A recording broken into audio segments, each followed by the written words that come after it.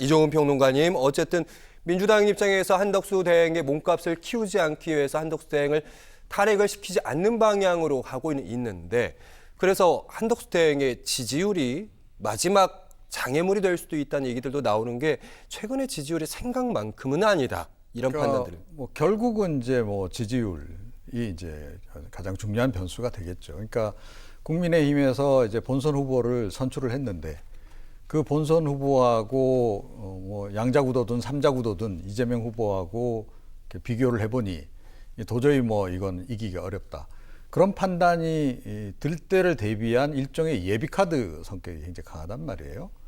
자, 그래서 이제 국민의힘 후보가 최종적으로 단일화까지 거쳐서 되더라도 옆에서 좀 그 지지를 조금 보태주는 그런 역할, 그걸 아마 국민의힘은 좀 기대를 하지 않을까 이렇게 생각을 하고요.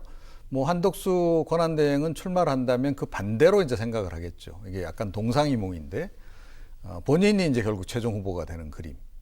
이제 그걸 생각할 텐데 그게 가능하려면 본인 지지율이 상당히 높게 나와줘야 되는 거죠.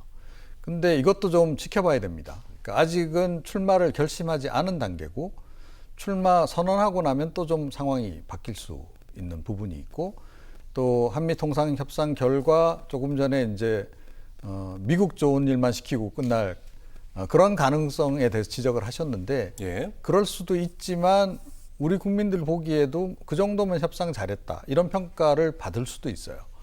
만약에 우리 국민들로부터 그런 특히 중도층까지 포함해서 그런 평가를 받는다라고 한다면 지지율이 갑자기 확 뛸 수도 있습니다.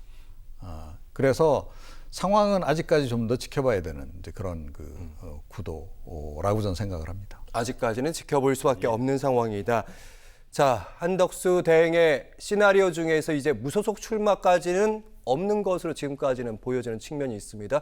국민의힘에서는 김문수 후보 같은 경우 적극적으로 한 후보와 함께할 수 있다. 하지만 홍준표 후보 같은 경우는 한덕수 대행과 함께 할 생각이 없어 보이거든요. 최진봉 교수님. 그러니까 단일화 안 하겠다는 거잖아요. 근데 물론 그렇게 얘기하더라도 만약에 최종적 경우에 그게 나온다고 하면 본인도 어쩔 수 없이 받아들일 거예요. 근데 이거는 미리 한덕수 권한대행 나오지 말라고 하는 그런 견제라고 저는 생각합니다. 그러나 막판에 올라간데도 본인이 계속 지지율이 안 나오고 만약의 경우 한덕수 권한대행이 출마를 선언했는데 지지율이 높아졌다. 그럼 안 할 수 없어요. 그건 불가능한 상태가 돼버려요.